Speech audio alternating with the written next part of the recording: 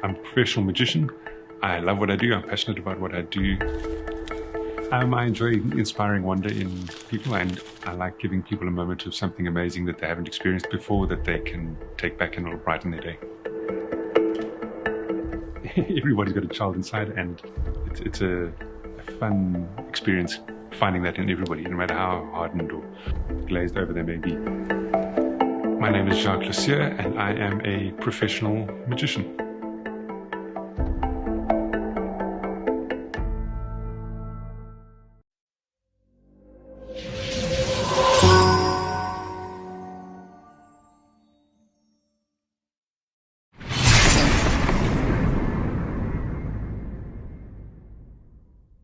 Welcome to the month of magic, brought to you by Delpod Original Podcasts. Please do enjoy, and please don't forget to share, subscribe and like. And as always, please feel free to leave a comment.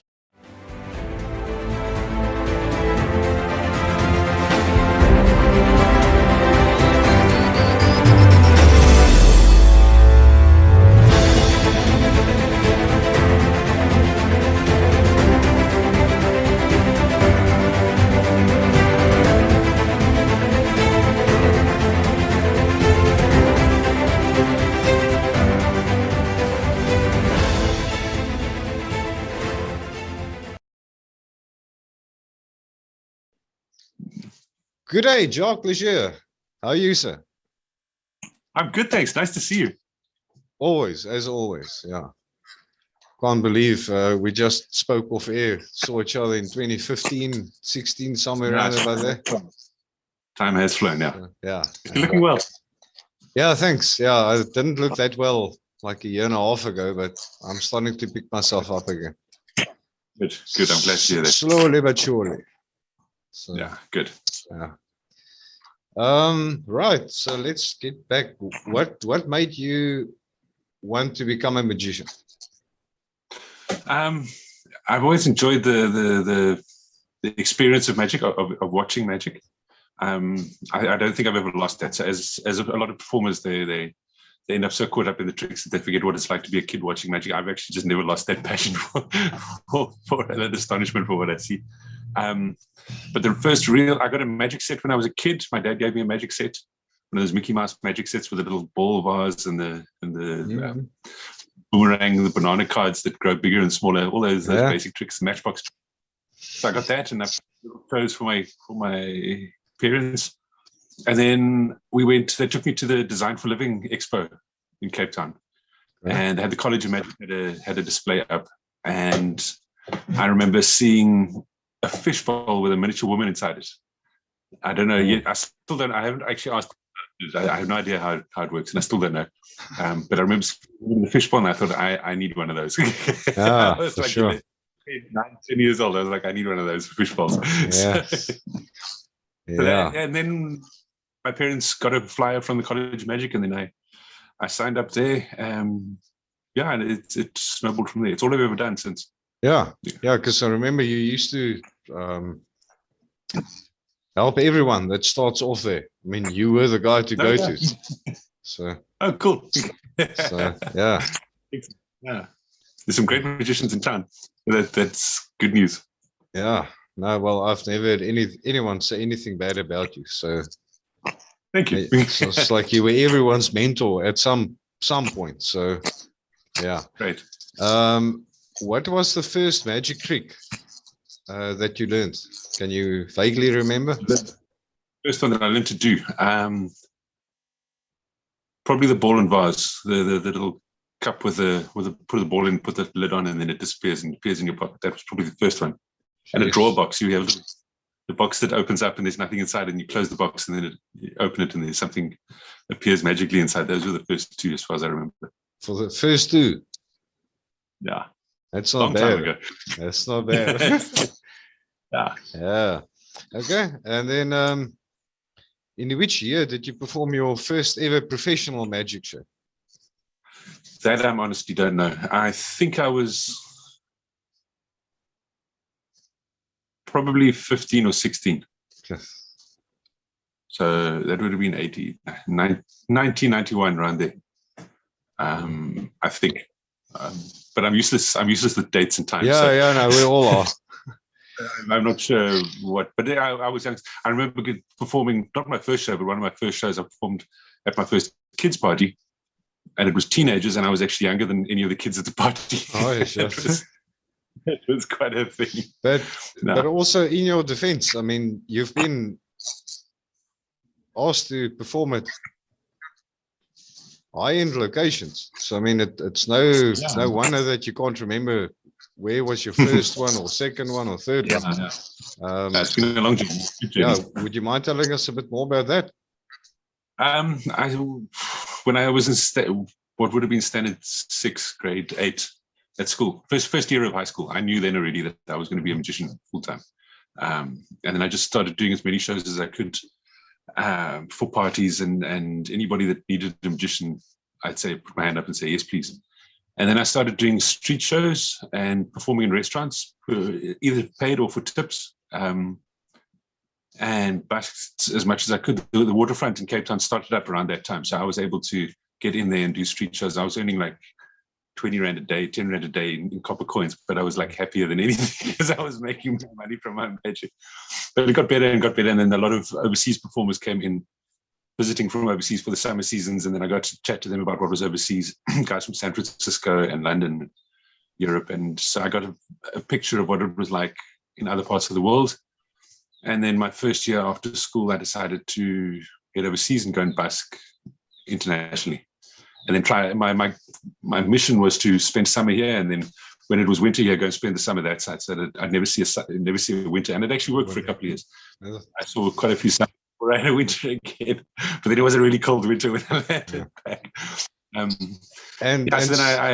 And some of the politicians' acts that you've come across, some of the things you've done.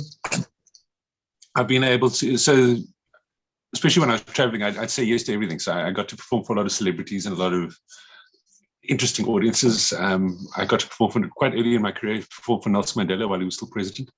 And I got to steal his watch without his presidential security knowing. So that was quite a feather in my cap, and I used that for my marketing for a very long time. And I got a nice letter from his office that said the president would like to express his sincere gratitude to you for returning his watch. And I put that everything. And then he came back to the restaurant I was performing at about a month later, and he had a mannerism that he used in the way he spoke.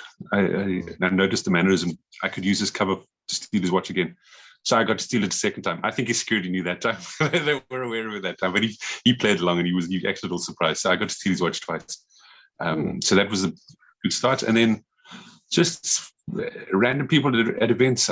Margaret Thatcher, Sting, the Spice Girls when there were still the Spice Girls. Yes. All sorts. The nice thing with magic is that it's universal. So you get to see the poorest of the poor and the richest of the rich at shows. On the day that I performed Margaret Thatcher, I actually did a show that morning in Polesmore Prison. So I got to see like the poorest of the poor in the prison. And that evening I got to see Margaret Thatcher. And a lot of people said that at Margaret Thatcher's dinner should actually be the ones in prison. The lady with the iron fist. Yeah, the lady with the iron fist, So it was... So magic's been good. Magic's a bit like a passport for me. It's opened up doors, like a currency for me. It's opened up doors for me that I've been able to get through or go to places that I would never have been able to have seen if it hadn't been for those things. So I'm very grateful to it. No, you're fortunate, really you are. What's your favorite magic act and why? Watching other performers, there are quite a couple. I'm enjoying this Justin Willman, the Magic for Humans. I like that concept with it. Originally, when I started doing magic, my favorite act of all time was Lance Burton with his dove act.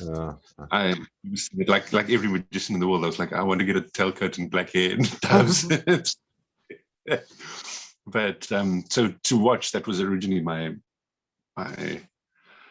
ideal act. To like just the timing of it and the beauty of what he was doing was really magic. I love Darren Brown's work. I love watching his specials. You can twist people's perception of reality with what he's doing. But all sorts. There's all sorts of acts around the world, which I enjoy. And I like comedy acts, and I like some very serious, mysterious acts as well. So it's like a mix. Yeah, I was hoping I could try to get hold of what's his name, Brian Miles. Yes. And he never got back to me. But I mean, he's probably the closest you're gonna find in South Africa to Darren Brown. Absolutely, yeah. I think so. So yeah, he doesn't want to be on my show, so I've made peace with it. That's great. Next, okay, what is magic? Is it science, art, trickery, or reality? I think it's a bit of everything. For me, magic is an experience. It's a moment in a moment, and it's an experience. And I see magic in everything around me. So like when my son was born, that was a magical moment. When I see something beautiful in nature, for me, that's magic. So I have a different view of like a lot of magicians say, oh, magic's not real and it's all just trickery. And we just actors playing the parts of magicians. I agree. I don't have a very high opinion of magicians that pretend to be real mind readers or psychics and then charge people money to be able to speak to their dead and all that. Don't we know that one? Yeah. So there's for me that's yeah. But magic itself is everything beautiful in the world for me. So performing magic, I like the fact that it's a nice mix of sleight of hand and psychology and emotion all in one. And it's acting and it's arts and it's science all mixed up in one. It's one of the very few art forms, I think, where everything is so mixed together. And also, I read somewhere that magic is the only art form where the audience is actually actively involved in the creation of the moment of the art. Okay. So music, you listen to it, you experience it, and painting, you look at it after it's done. And there are other experiential things that you can do. Magic in itself, I think, is one of the very few art forms where you're actually, as an audience member, you need to be there for the art to happen, for the magic to happen. Yeah. So it's quite unique. Yeah. It's a very special thing. I always believe that regardless of age, you could be 3 years old and you can be 300 years old. You're still going to love magic. Yeah. So there's no age barrier there.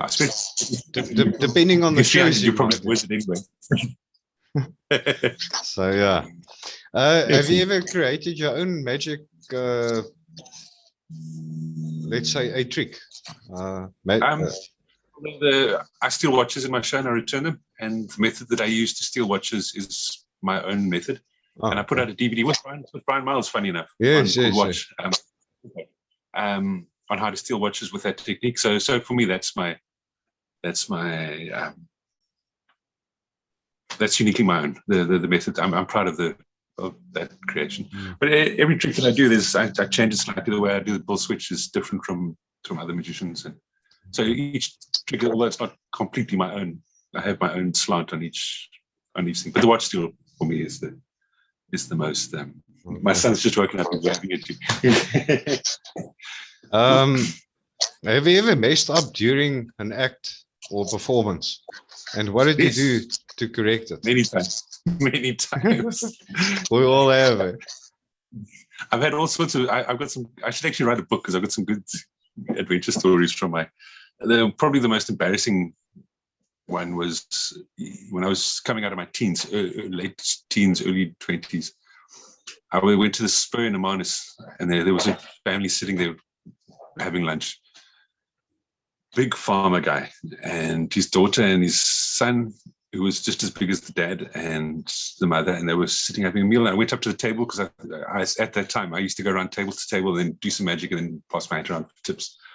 And I went up to the table, and then they said, "No, we don't want to watch anything." And I thought, okay, well, maybe they a little bit shy, or maybe because it's Sunday, they don't want to get involved with any sort of like conservative, and they didn't want to watch. But the girl was quite pretty, so I went ahead. Persistence. So I did a trick, and then the dad was like, "No, I don't want to watch this." And then I turned to the girl and I said, "Please hold your hands out." And then I grabbed her wrist and then held her wrist up so that I could steal her watch. And then as I turned her wrists over, I heard a loud crack. Oh, I heard that story from someone else. What happened was, hopefully not a dad. what had happened was she'd had her arm broken and reset, and they'd come to the Sueur to come and celebrate having the cast taken off, and I just re-broken her arm again in the process. And I can still hear the sound in all these many years later. I can still hear the sound. Yes. So that's probably but that's many years ago, eh? Yeah, a long time. Long time. No, I heard that story. I'm like, oi. That's bad. Yeah. Who's apart from Jacques, who is your favorite magician? Locally or internationally? Both. I've got a couple of favorites. I enjoy that Justin Willman, the guy we talked about a little bit earlier. I enjoy his view on magic and how he presents it.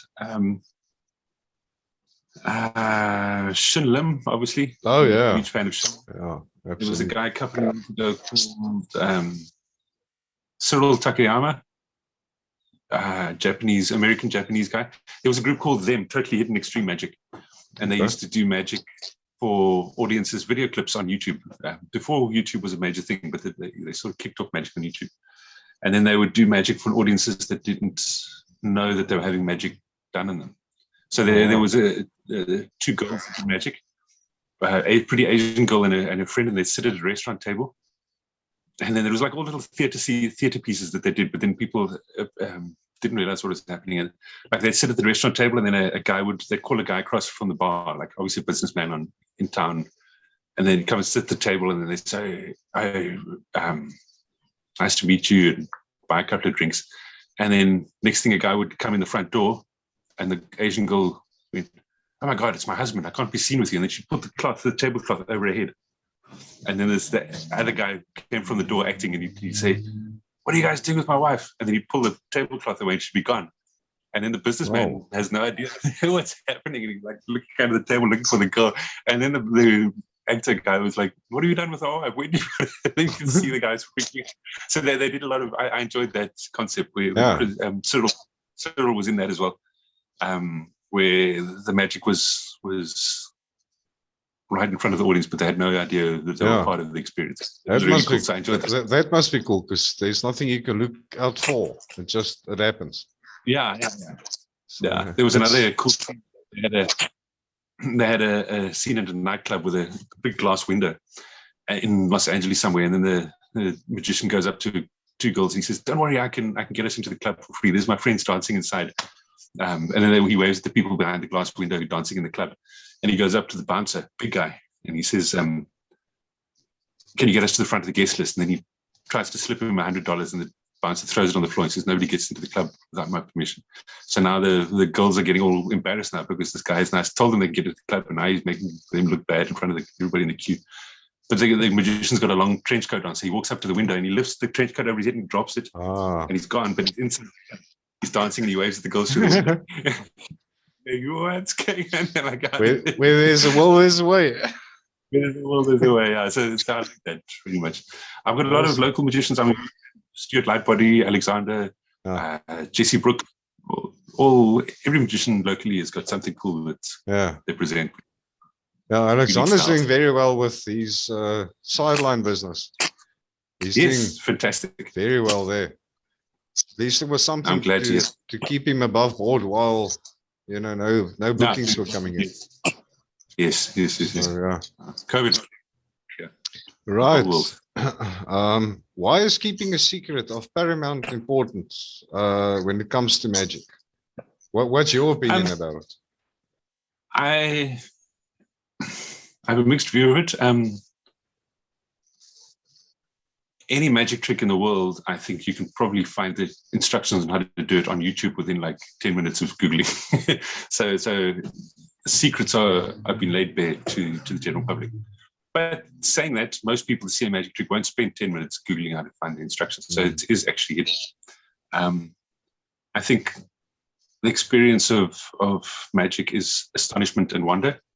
So when you see something and you're amazed, it's the beautiful moment that it creates. And if you know the secret of how it works, because often the secrets, I hate to say it, a lot of the secrets to really good tricks are simple. So it's a bit of a letdown when you find out It is. how it works. So for the effective work, it's got to be a secret. So I agree. Secrets are paramount. That's probably why I've got an entire room full of magic tricks, because you buy it, you open it, and really, this is it. Yeah. Exactly. Yeah. I've had so many of those guys. Like, yeah, I'm not going to use this. So, right. Brilliant. Okay, I did ask who your favorite magician is. How challenging is it to make a career out of magic and magic only? Sorry, I didn't hear the first bit. It broke up a bit. How challenging is it to make a career in magic, especially during these times?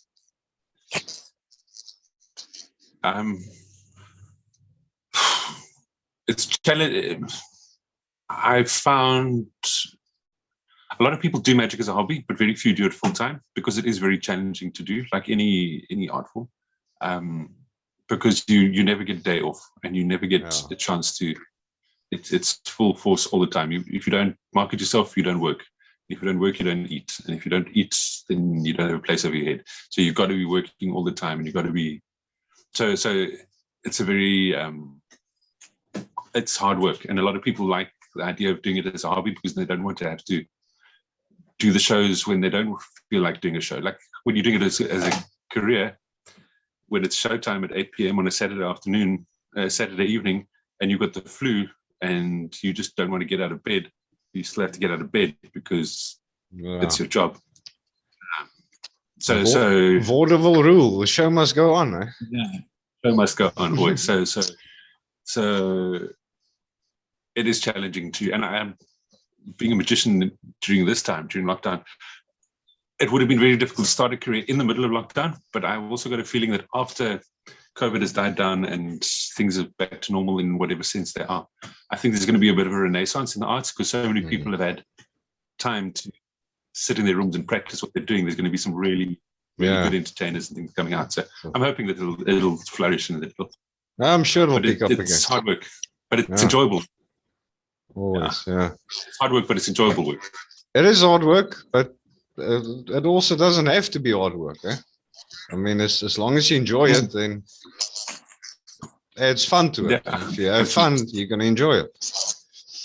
It is definitely fun. What's your advice to people who wish to become a magician? To never lose your sense of wonder and to treat all your audiences with respect. I know a lot of performers get jaded and then they talk down to their audiences, or they have a superiority complex because they know the secret to the trick. Subconsciously, they know the secret to the trick, and the audience doesn't. But honestly, like, it's just tricks. It's like we're not rocket scientists for doing what we're doing. We don't need the egos that a lot of us do develop. You just made me think about the one that shall not be named, who can contact the dead. Yes. They're looking down. Yeah. Let's not name it. It's important. Yeah. I think the key is to put the spotlight on the audience and not on yourself, to make the audience feel special and leave them with something. Magic is a gift. The experience of wonder that you're giving them is a gift of happiness, sure. which is an amazing gift to give to somebody. Yeah. And I did a show the other day where somebody was saying, imagine every audience member that I've ever performed for has been changed in some slight way by the magic that they've seen. Oh, they must. So he's putting good out in the world, so that's a good thing. And I think it's important not to ego is the biggest enemy of good magic, as far as I'm concerned. Yeah. Never let it go to your head. Yeah. I actually, something weird that I thought I'd mention to you. I interviewed or had a podcast with Frans Harare the other day. Yes, brilliant. And it was the most awesome podcast I've ever had. And he's so down to earth and sitting in his, he's got plenty of houses. And I'm like, as we chat, man, don't think this, don't think. Like, how the hell do you manage to stay that humble? I mean, you're A or probably triple A class, and yet you're this humble. So I think the top magicians, the top performers in the world get to where they are because they never lose that humility. The top magicians in the world are the nicest guys. Yeah. In No, the he industry. said to me, straight, he achieved what he came for, and he's got nothing more to prove. So he's just going on. Like, okay. That's brilliant. That's a very interesting question or answer rather. Last one. What are the future plans in the art of magic? And can we expect to see much more of you, perhaps on TV, wherever it might be? Do you have any big plans worthy of mention? I enjoy the work that I work with a group called Magicians Without Borders.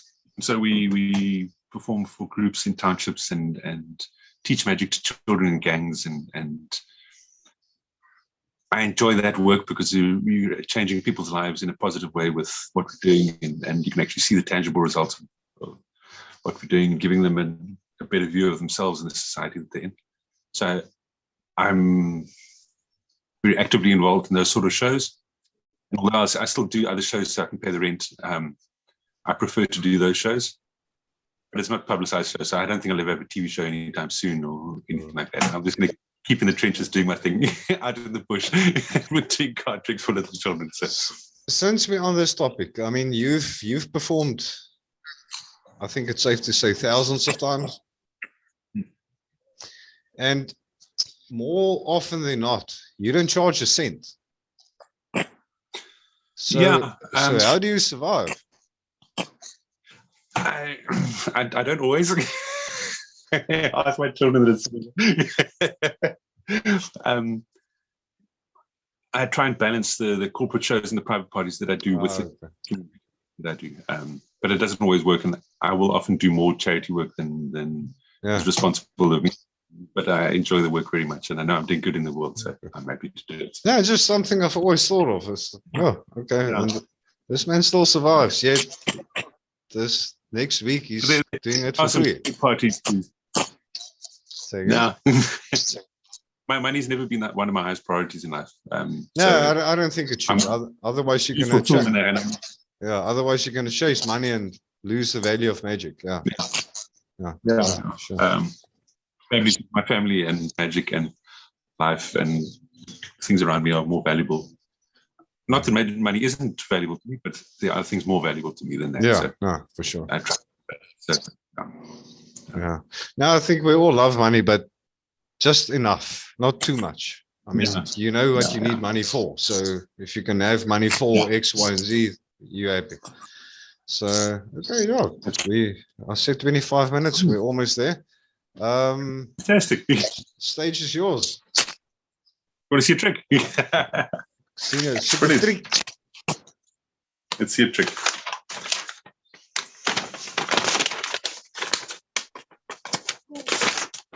So I'm not sure who the audience are.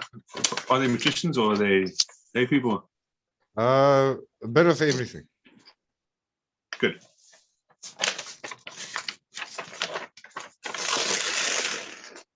In the past month, I've pretty much quadrupled my viewers, subscribers. So I can't tell you which ones. Good. Well, this is for the layman, and I'm sure the magicians will all know, but they can just enjoy it.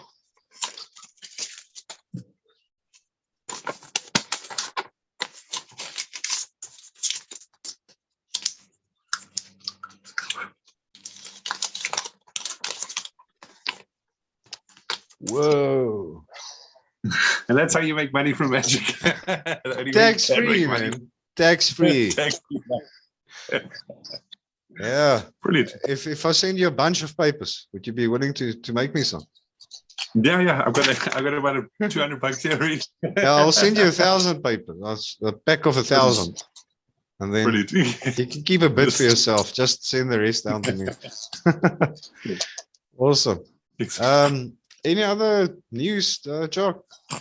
We haven't really. No, all good. I'm in a good space. I love magic very much. It's, like I said earlier, it's been a currency for me, and I strongly believe that the art of magic has given me everything good that I have in my life, from my family to the life that I've created with it. So it's part of me, and it's I can't imagine a day without it. So So yeah, I'm very grateful to magic and the magicians who've taught me what they have. So because it's given me a life. So, I can't ever see myself in a normal job, whatever that is. That's terrible.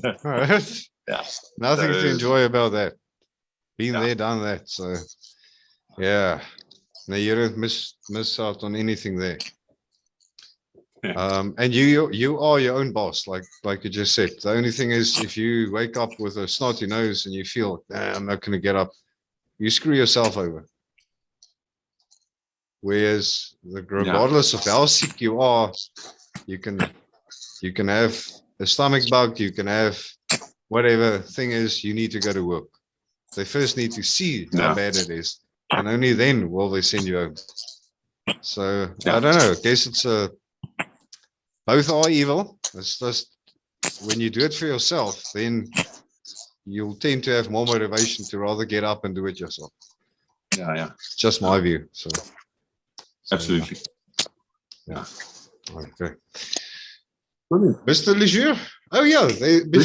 Before we cut off, we've actually got a bit of history. Apart from the fact that we're friends, I know this has got nothing to do with magic. But can you recall, I mentioned a couple of years ago when the Brits took over South Africa, and I don't know who, probably your surname's French, I would assume. Yes. Yeah. There was I don't know who, Colonel Wawa Lejeune, that took away a farm of my yeah. Didn't I tell you that story? No. Yeah, that's brilliant. I promise you, I've still got the article, the entire thing. I'd give it back if I could. No, but it's like, so you did farm someone else. Yeah, but it's like generations and generations ago. So I mean, yeah, it would have been a long time ago. Amazing. Good luck so finding. Good luck farm, and then. Hey. Yeah, if you find the article, send it to me. I'd love to read it. I will. But I'm sure I've mentioned it to you before. So yeah. But yeah, interesting. So that's amazing. The Lejeune elves have been in the picture for at least, give or take, 300 years. So small world, and then we bump us now. and then we bump into each other. So brilliant. The world works in weird ways. So amazing. Yeah. Okay, sir. Thank you so much for your time. And amazing. I really hope we can do it again at some point. Anytime. I'm thinking maybe beginning of next year, just to find out how was the bookings. Otherwise, definitely next year, more or less same time. So brilliant. Okay. That's fantastic. I look forward. Okay. Okay. Thank you so much. Okay. Well.